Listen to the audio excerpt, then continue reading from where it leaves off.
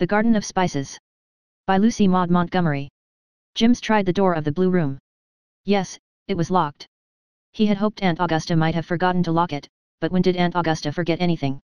Except, perhaps, that little boys were not born grown ups, and that was something she never remembered. To be sure, she was only a half-aunt. Whole aunts probably had more convenient memories. Jims turned and stood with his back against the door. It was better that way, he could not imagine things behind him then. And the blue room was so big and dim that a dreadful number of things could be imagined in it. All the windows were shuttered but one, and that one was so darkened by a big pine tree branching right across it that it did not let in much light. Jims looked very small and lost and lonely as he shrank back against the door, so small and lonely that one might have thought that even the sternest of half-aunts should have thought twice before shutting him up in that room and telling him he must stay there the whole afternoon instead of going out for a promised ride. Jims hated being shut up alone, especially in the blue room. Its bigness and dimness and silence filled his sensitive little soul with vague horror. Sometimes he became almost sick with fear in it. To do Aunt Augusta justice, she never suspected this. If she had, she would not have decreed this particular punishment, because she knew Jims was delicate and must not be subjected to any great physical or mental strain. That was why she shut him up instead of whipping him. But how was she to know it? Aunt Augusta was one of those people who never know anything unless it is told them in plain language and then hammered into their heads. There was no one to tell her but Jims. And Jims would have died the death before he would have told Aunt Augusta, with her cold, spectacled eyes and thin, smileless mouth, that he was desperately frightened when he was shut in the blue room. So he was always shut in it for punishment, and the punishments came very often, for Jims was always doing things that Aunt Augusta considered naughty. At first, this time, Jims did not feel quite so frightened as usual because he was very angry. As he put it, he was very mad at Aunt Augusta. He hadn't meant to spill his pudding over the floor and the tablecloth and his clothes, and how such a little bit of pudding, Aunt Augusta was mean with desserts, could ever have spread itself over so much territory Jims could not understand. But he had made a terrible mess and Aunt Augusta had been very angry and had said he must be cured of such carelessness. She said he must spend the afternoon in the blue room instead of going for a ride with Mrs. Loring in her new car. Jims was bitterly disappointed. If Uncle Walter had been home, Jims would have appealed to him, for when Uncle Walter could be really wakened up to a realization of his small nephew's presence in his home, he was very kind and indulgent. But it was so hard to waken him up that Jims seldom attempted it. He liked Uncle Walter, but as far as being acquainted with him went, he might as well have been the inhabitant of a star in the Milky Way.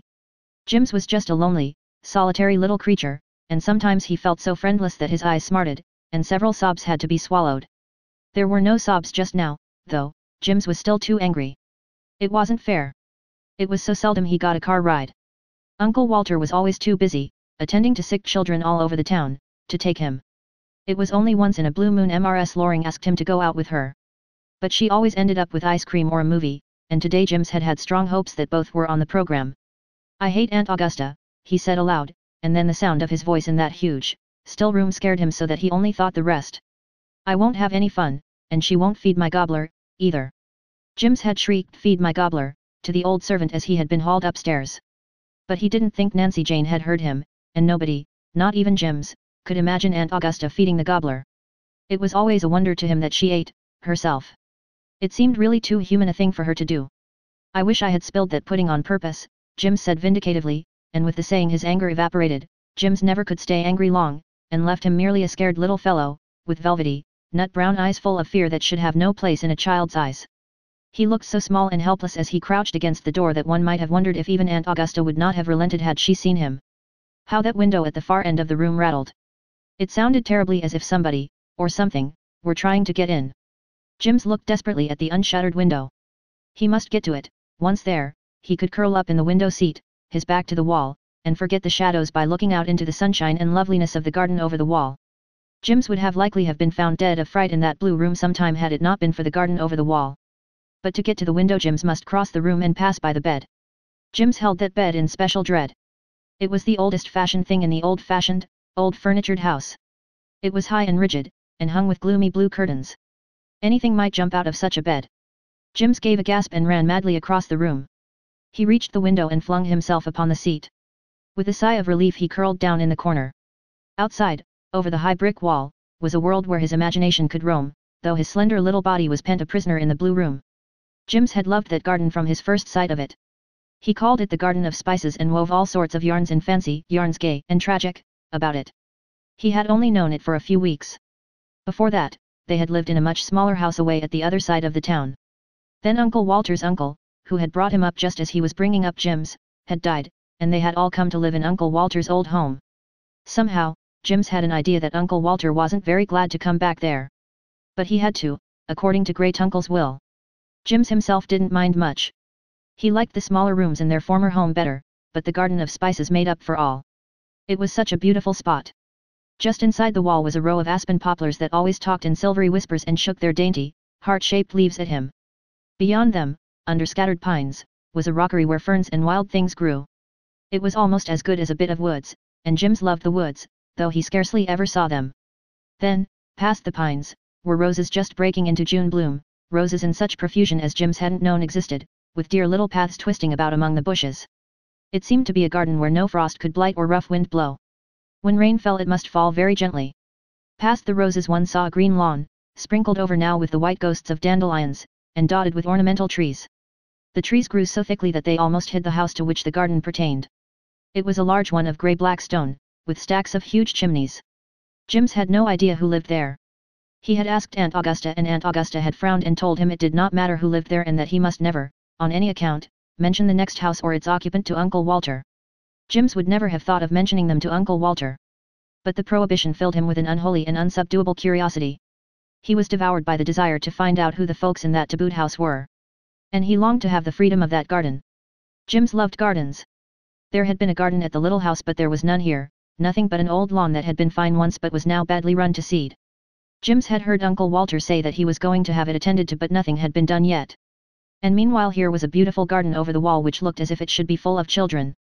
But no children were ever in it, or anybody else apparently. And so, in spite of its beauty, it had a lonely look that hurt Jims. He wanted his garden of spices to be full of laughter. He pictured himself running in it with imaginary playmates, and there was a mother in it, or a big sister, or, at the least, a whole aunt who would let you hug her and would never dream of shutting you up in chilly, shadowy, horrible blue rooms. It seems to me, said Jims, flattening his nose against the pane, that I must get into that garden or bust. Aunt Augusta would have said icily, we do not use such expressions, James, but Aunt Augusta was not there to hear. I'm afraid the very handsome cat isn't coming today, sighed Jims. Then he brightened up, the very handsome cat was coming across the lawn. He was the only living thing, barring birds and butterflies, that Jims ever saw in the garden. Jims worshipped that cat. He was jet black, with white paws and dicky, and he had as much dignity as 10 cats. Jim's fingers tingled to stroke him. Jims had never been allowed to have even a kitten because Aunt Augusta had a horror of cats. And you cannot stroke gobblers. The very handsome cat came through the rose garden paths on his beautiful paws, ambled daintily around the rockery, and sat down in a shady spot under a pine tree, right where Jims could see him, through a gap in the little poplars. He looked straight up at Jims and winked. At least, Jims always believed and declared he did. And that wink said, or seemed to say, plainly, be a sport. Come down here and play with me. A fig for your Aunt Augusta. A wild, daring, absurd idea flashed into Jim's brain. Could he? He could.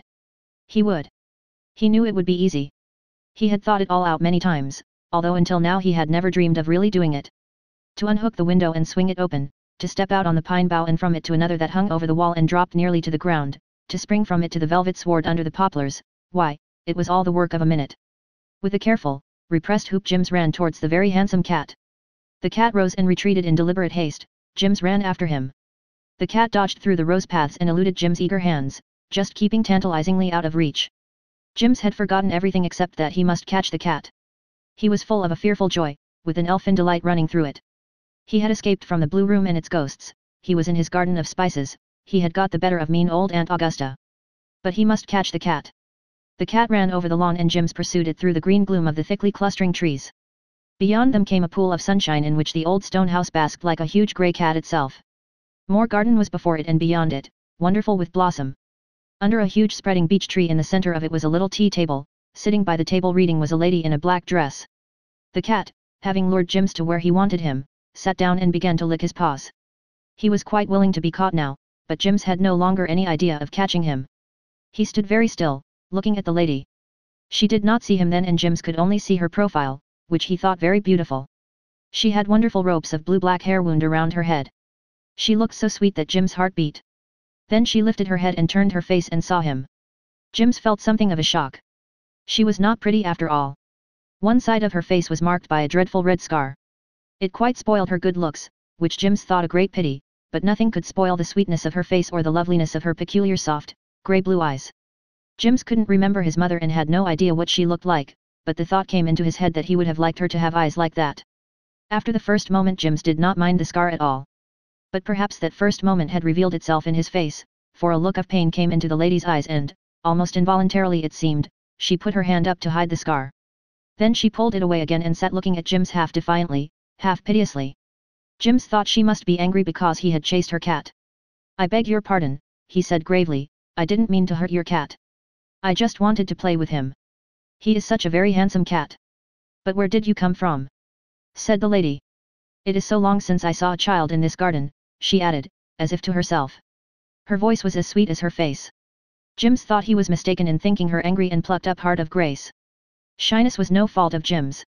"I came from the house over the wall," he said. "My name is James Brander Churchill. Aunt Augusta shut me up in the blue room because I spilled my pudding at dinner. I hate to be shut up. And I was to have had a ride this afternoon, an ice cream, and maybe a movie. So I was mad. And when your very handsome cat came and looked at me I just got out and climbed down." He looked straight at her and smiled. Jims had a very dear little smile. It seemed a pity there was no mother alive to revel in it. The lady smiled back. "I think you did right," she said. "You wouldn't shut a little boy up if you had one, would you?" said Jims. "No, no, dear heart, I wouldn't," said the lady. She said it as if something hurt her horribly. She smiled again gallantly. "Will you come here and sit down?" she added, pulling a chair out from the table. "Thank you. I'd rather sit here," said Jims, plumping down on the grass at her feet. "Then maybe your cat will come to me." The cat came over promptly and rubbed his head against Jim's knee. Jim stroked him delightedly. How lovely his soft fur felt in his round velvety head. "I like cats," explained Jims, "and I have nothing but a gobbler. This is such a very handsome cat. What is his name, please?" "Black Prince. He loves me," said the lady. "He always comes to my bed in the morning and wakes me by patting my face with his paw. He doesn't mind my being ugly." She spoke with a bitterness Jims couldn't understand. "But you are not ugly," he said. "Oh, I am ugly," she cried. "Just look at me, right at me. Doesn't it hurt you to look at me?" Jims looked at her gravely and dispassionately. "No, it doesn't," he said. "Not a bit," he added, after some further exploration of his consciousness.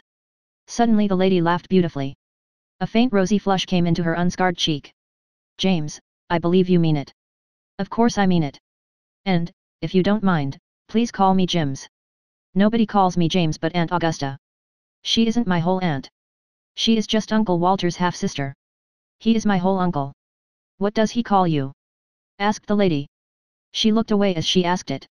"Oh, Jims, when he thinks about me. He doesn't often think about me. He has too many sick children to think about. Sick children are all Uncle Walter cares about. He's the greatest children's doctor in the Dominion, Mr. Burrows says. But he is a woman-hater." "How do you know that?" "Oh, I heard Mr. Burrows say it. Mr. Burrows is my tutor, you know.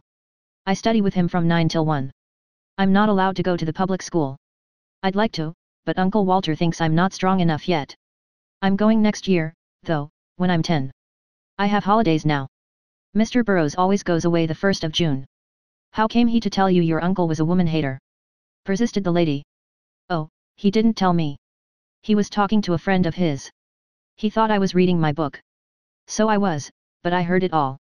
It was more interesting than my book. Uncle Walter was engaged to a lady, long, long ago, when he was a young man. She was devilishly pretty." "Oh, Jims. Mr. Burrows said so." "I'm only quoting," said Jims easily. "And Uncle Walter just worshipped her. And all at once she just jilted him without a word of explanation," Mr. Burrows said. "So that is why he hates women. It isn't any wonder, is it?" "I suppose not," said the lady with a sigh. "Jims, are you hungry?" "Yes, I am. You see, the pudding was spilled." "But how did you know?" "Oh, boys always used to be hungry when I knew them long ago. I thought they hadn't changed. I shall tell Martha to bring out something to eat and we'll have it here under this tree. You sit here, I'll sit there. Jims, it's so long since I talked to a little boy that I'm not sure that I know how." "You know how, all right," Jims assured her. "But what am I to call you, please?" "My name is Miss Garland," said the lady a little hesitatingly. But she saw the name meant nothing to Jims. "I would like you to call me Miss Avery. Avery is my first name and I never hear it nowadays." Now for a jamboree. I can't offer you a movie, and I'm afraid there isn't any ice cream either. I could have had some if I'd known you were coming. But I think Martha will be able to find something good.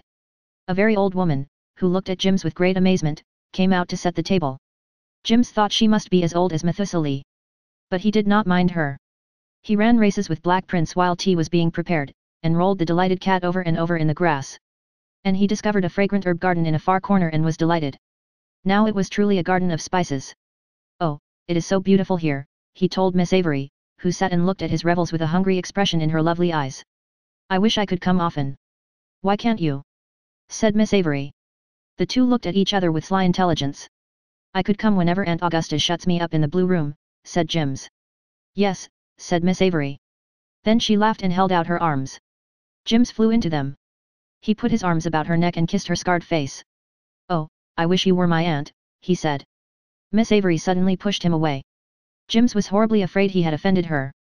But she took his hand. We'll just be chums, Jims, she said. That's really better than being relations, after all. Come and have tea. Over that glorious tea table they became lifelong friends. They had always known each other and always would. The Black Prince sat between them and was fed titbits. There was such a lot of good things on the table and nobody to say you have had enough, James. James ate until he thought he had enough. Aunt Augusta would have thought he was doomed, could she have seen him.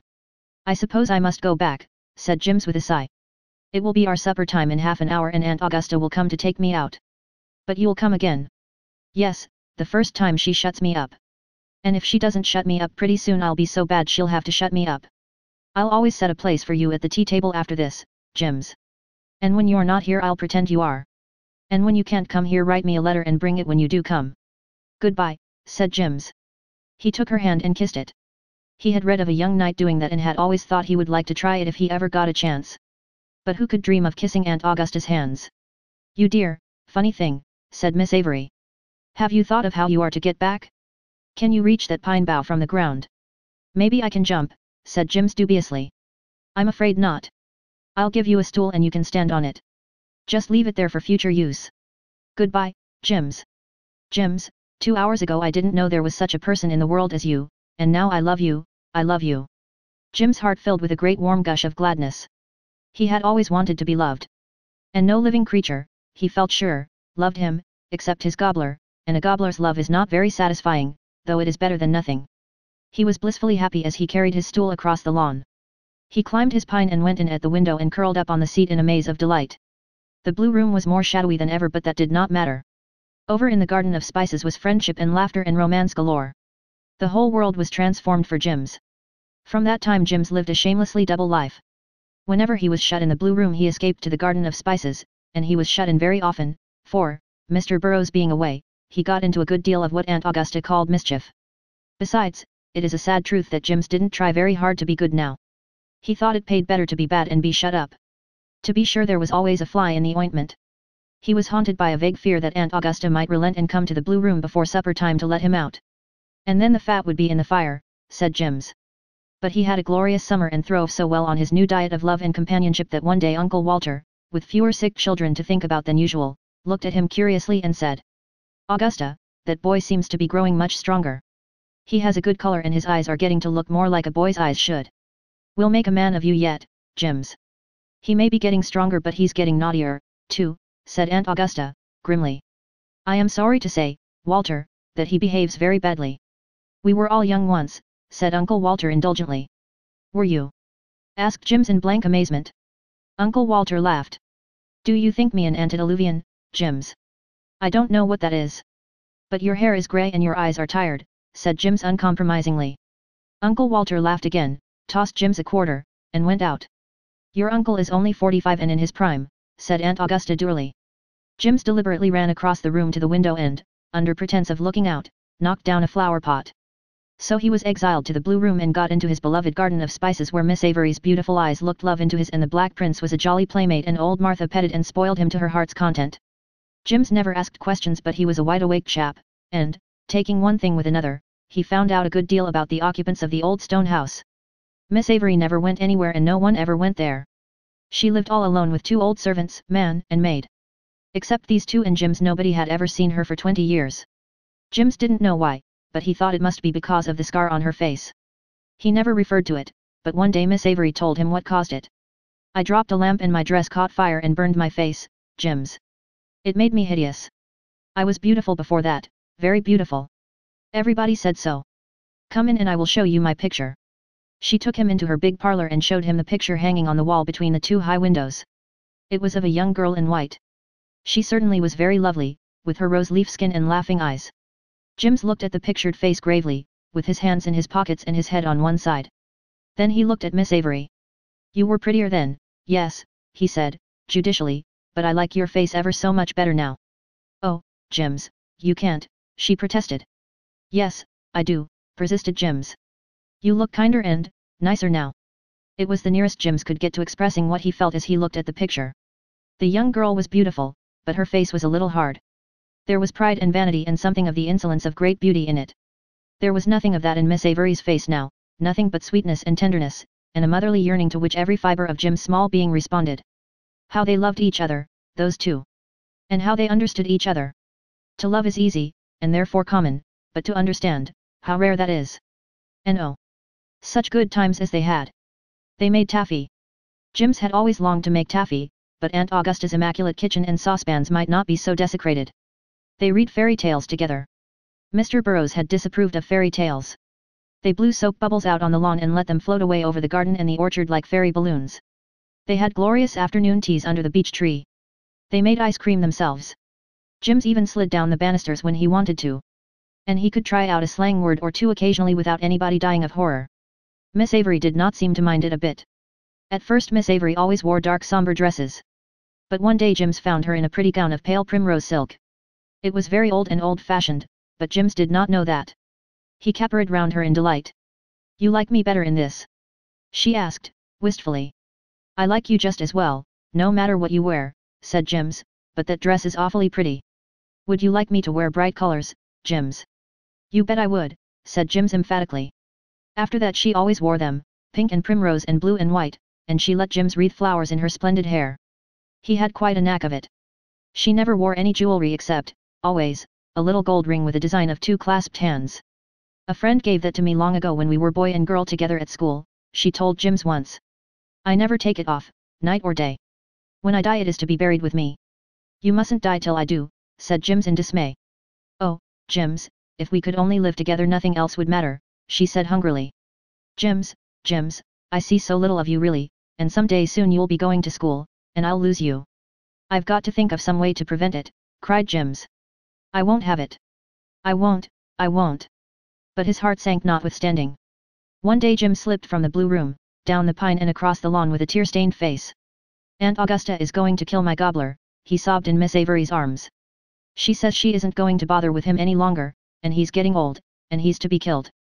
And that gobbler is the only friend I have in the world except you. Oh, I can't stand it, Miss Avery. Next day Aunt Augusta told him the gobbler had been sold and taken away. And Jims flew into a passion of tears and protest about it and was promptly incarcerated in the blue room. A few minutes later a sobbing boy plunged through the trees, and stopped abruptly. Miss Avery was reading under the beech and the Black Prince was snoozing on her knee, and a big, magnificent, bronze turkey was parading about on the lawn, twisting his huge fan of a tail this way and that. My gobbler! Cried Jims. Yes. Martha went to your uncle's house and bought him. Oh, she didn't betray you. She told Nancy Jane she wanted a gobbler and, having seen one over there, thought perhaps she could get him. See, here's your pet, Jims, and here he shall live till he dies of old age. And I have something else for you. Edward and Martha went across the river yesterday to the Murray kennels and got it for you. Not a dog! Exclaimed Jims. Yes, a dear little bull pup. He shall be your very own, Jims, and I only stipulate that you reconcile the Black Prince to him. It was something of a task but Jims succeeded. Then followed a month of perfect happiness. At least 3 afternoons a week they contrived to be together. It was all too good to be true, Jims felt. Something would happen soon to spoil it. Just suppose Aunt Augusta grew tender-hearted and ceased to punish. Or suppose she suddenly discovered that he was growing too big to be shut up. Jims began to stint himself in eating lest he grew too fast. And then Aunt Augusta worried about his loss of appetite and suggested to Uncle Walter that he should be sent to the country till the hot weather was over. Jims didn't want to go to the country now because his heart was elsewhere. He must eat again, if he grew like a weed. It was all very harassing. Uncle Walter looked at him keenly. It seems to me you're looking pretty fit, Jims. Do you want to go to the country? No, please. Are you happy, Jims? Sometimes. A boy should be happy all the time, Jims. If I had a mother and someone to play with I would be. I have tried to be a mother to you, Jims, said Aunt Augusta, in an offended tone. Then she addressed Uncle Walter. A younger woman would probably understand him better. And I feel that the care of this big place is too much for me. I would prefer to go to my own old home. If you had married long ago, as you should, Walter, James would have had a mother and some cousins to play with. I have always been of this opinion. Uncle Walter frowned and got up. Just because one woman played you false is no good reason for spoiling your life, went on Aunt Augusta severely. I have kept silence all these years but now I am going to speak, and speak plainly. You should marry, Walter. You are young enough yet and you owe it to your name. Listen, Augusta, said Uncle Walter sternly. I loved a woman once. I believed she loved me.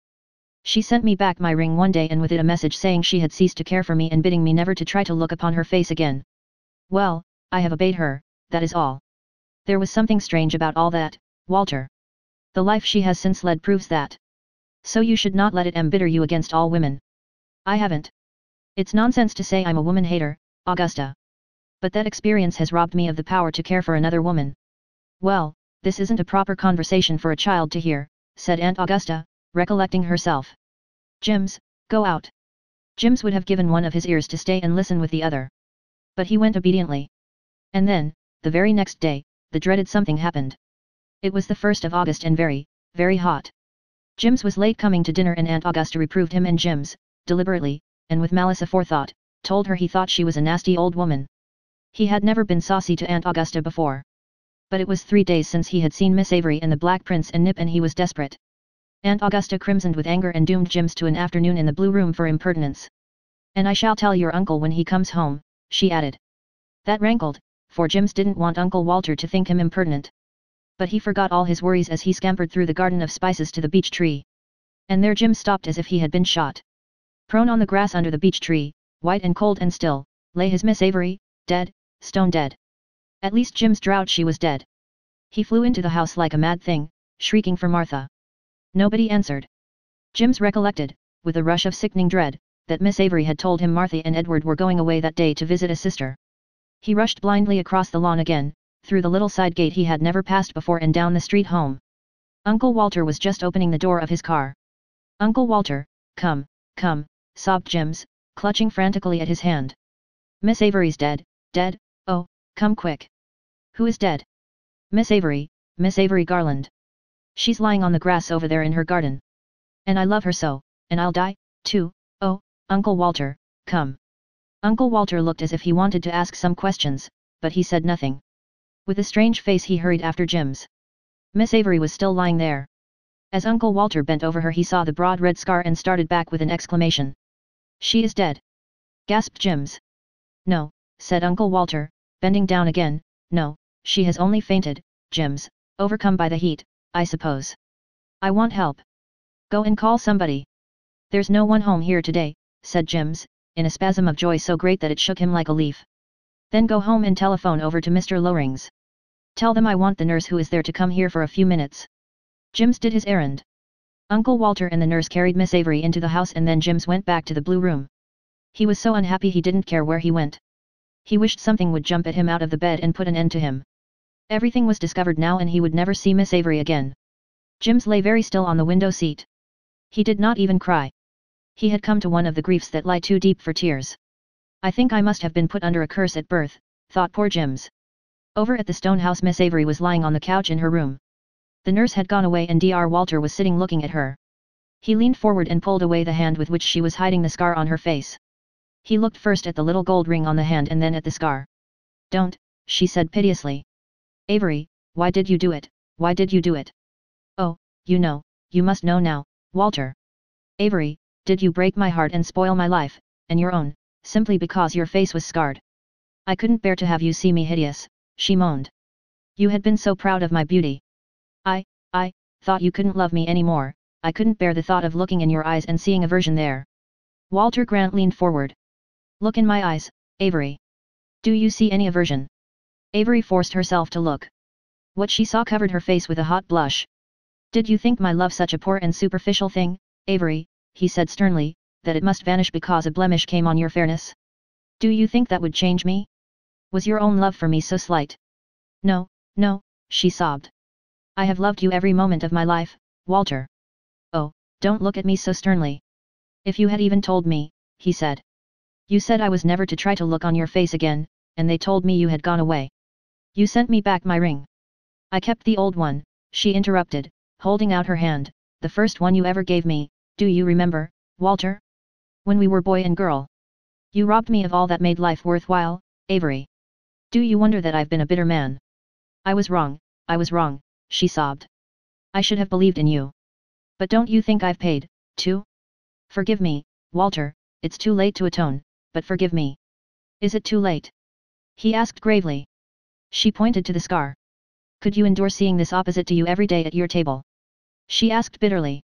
Yes, if I could see your sweet eyes and your beloved smile with it, Avery, he answered passionately. Oh, Avery, it was you I loved, not your outward favor. Oh, how foolish you were, foolish and morbid. You always put too high a value on beauty, Avery. If I had dreamed of the true state of the case, if I had known you were here all these years, why I heard a rumor long ago that you had married, Avery, but if I had known I would have come to you and made you be sensible. She gave a little laugh at his lame conclusion. That was so like the old Walter. Then her eyes filled with tears as he took her in his arms. The door of the blue room opened. Jims did not look up. It was Aunt Augusta, of course, and she had heard the whole story. Jims, boy. Jims lifted his miserable eyes. It was Uncle Walter, but a different Uncle Walter, an Uncle Walter with laughing eyes and a strange radiance of youth about him. Poor, lonely little fellow, said Uncle Walter unexpectedly. Jims, would you like Miss Avery to come here, and live with us always, and be your real aunt? Great snakes! Said Jims, transformed in a second. Is there any chance of that? There is a certainty, thanks to you, said Uncle Walter. You can go over to see her for a little while.